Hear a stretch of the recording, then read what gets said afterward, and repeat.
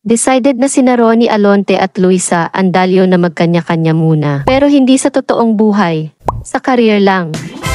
Gusto naman daw nilang mag-explore. Siguro mas gusto kong mag-iba naman po muna.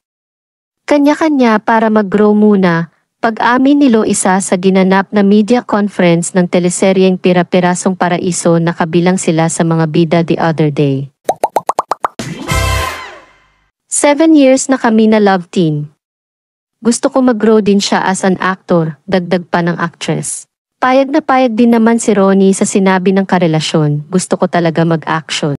Dito sa Pira-Pirasong Paraiso naging training ko. Tama si Lois, na pag-usapan namin, pag may magandang offer, pwede ka mag-solo at humiwalay muna, katwiran ng aktor. Pero gusto raw niya talaga yung role na ma-aksyon, yung role na nakipagsabakan, barilan. So anya, open din siya sa BL series kung sakaling may magandang offer. Anyway, last 2 weeks na ang Pira-Pirasong Paraiso at malaki ang pasasalamat ng mga bida ng palabas na sina Luisa Andalio, Charlie Dizon, Alexa Ilacad at Elise Joson sa mga papuri ng mga manonood para sa kanilang serye kung saan umiigting ang mga eksena para sa huling 2 linggo. Ikwinento ni Luisa at Alexa sa isang episode ng Magandang Buhay kamakailan na nang dahil sa suporta ng viewers, maayos nilang nabigyang buhay ang kani-kanilang mga karakter at naging matagumpay ang takbo ng serye kung saan nakamit nito ang all-time high record na 118,375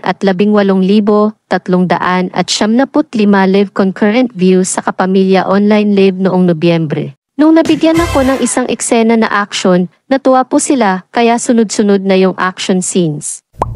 Hindi kasi kami nag-training pero may nagtuturo sa amin sa set. Si Ronnie Alonte, malaking parte rin siya sa akin kasi siya yung nag-guide sa akin sa fight sequences. Sabi pa ni Luisa kung saan ito ang unang beses niyang sumabak sa action scenes para sa isang serye. Wagas din ang pasasalamat ni Alexa sa kanilang mga co-star. Kabilang sina Ronnie Alonte, Kevin Estrada, at Joseph Marco, dahil nakabuo siya ng pangalawang pamilya sa kanilang matibay na samahan on at off-cam. Sobrang proud ako sa show na ito at sa bawat isa sa amin. For me, we finished with flying colors and we really built a strong connection.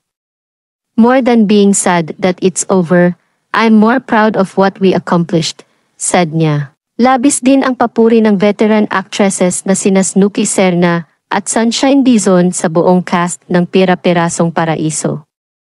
Para sa kanila, naipakita ng mga ito ang kanilang husay sa pag-arte at pagiging marespeto sa bawat isa sa kanilang mga co-star. Salamat sa panunood mga ka-showbiz stories. Para maging updated sa mga showbiz stories, huwag kalimutan mag-follow sa ating Facebook at YouTube account. Thank you and God bless.